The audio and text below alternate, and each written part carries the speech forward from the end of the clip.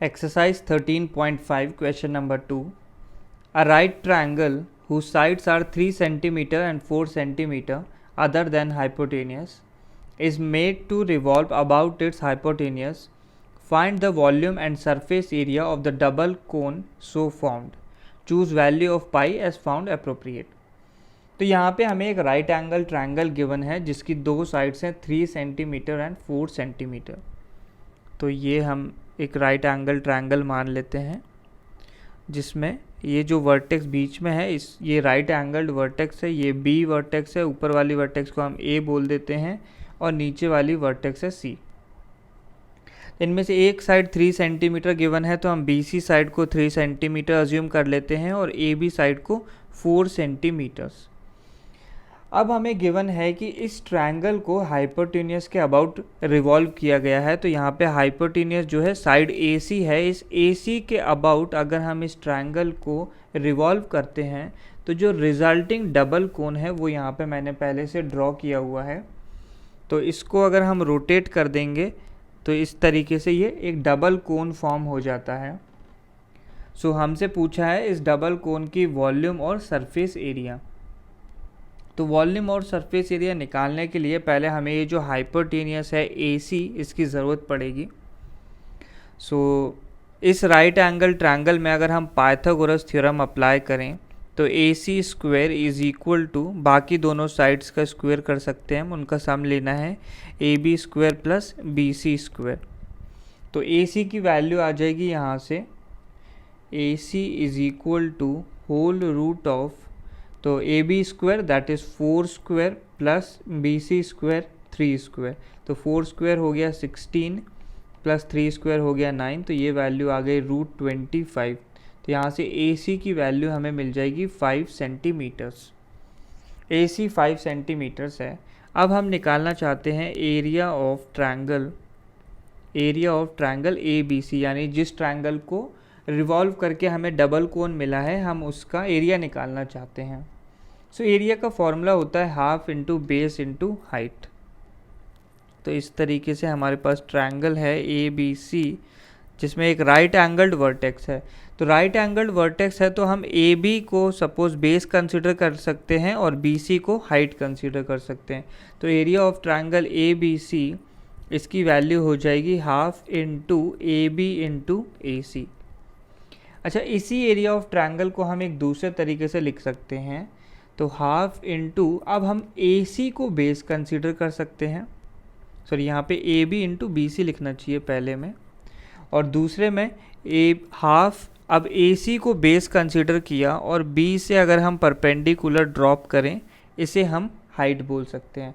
तो इस double cone में अगर देखें तो ये जो OB है ये हाइट की तरह बिहेव करेगी। तो half into AC into OB हम लोग कर सकते हैं। तो हाफ से हाफ कैंसिल आउट हो जाएगा। AB की वैल्यू हमें गिवन है 4, BC की वैल्यू है 3, AC की वैल्यू हमने निकाल ली है 5 इंटू OB। तो यहाँ से हमें OB की वैल्यू मिल जाएगी।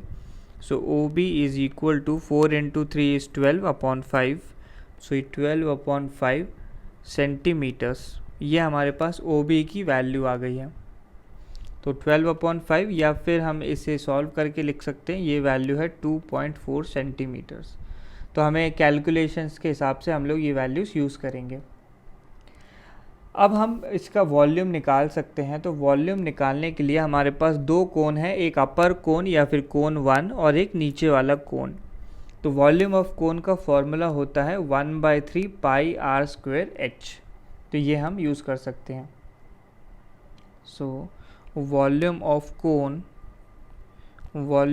कोन इज इक्वल टू, तो दो कोन्स हैं हमने क्लियरली मार्क किया हुआ डायग्राम में। तो पहला वॉल्यूम ऑफ कोन 1 प्लस दूसरा हो जाएगा वॉल्यूम ऑफ कोन 2।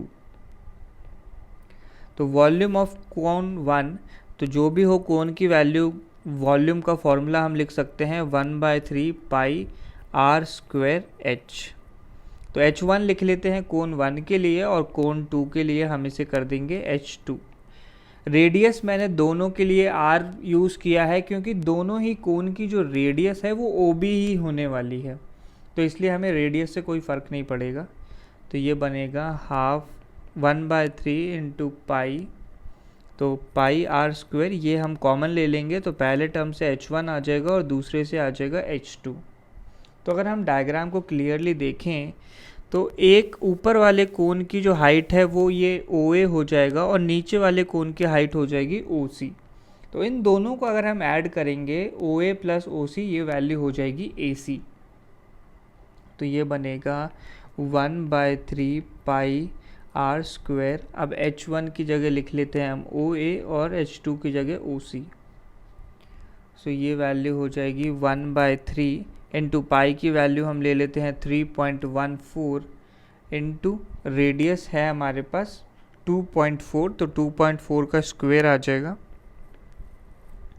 इंटू अब OA प्लस OC, ये वैल्यू AC के इक्वल है और AC की लेंथ हमने पहले ही निकाल ली है, ये वैल्यू हो जाएगी 5, यहाँ आ जाएगा 5।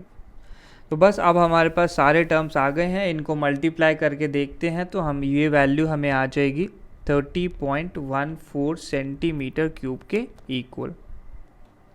अब हमें निकालना है यहाँ पे curved surface area of the double cone. तो curved surface area of double cone में हमें ध्यान रखना है कि ऊपर वाले कोन का कर्व्ड सरफेस एरिया निकालना होगा हमें, प्लस ऐसे ही नीचे वाले कोन का भी कर्व्ड सरफेस एरिया निकालेंगे। एरिया ऑफ बेस जो है काउंट नहीं होगा क्योंकि वो दोनों कोन के बीच में आ जाएगा, तो उसका एरिया निकालने की हमें ज़रूरत नहीं है।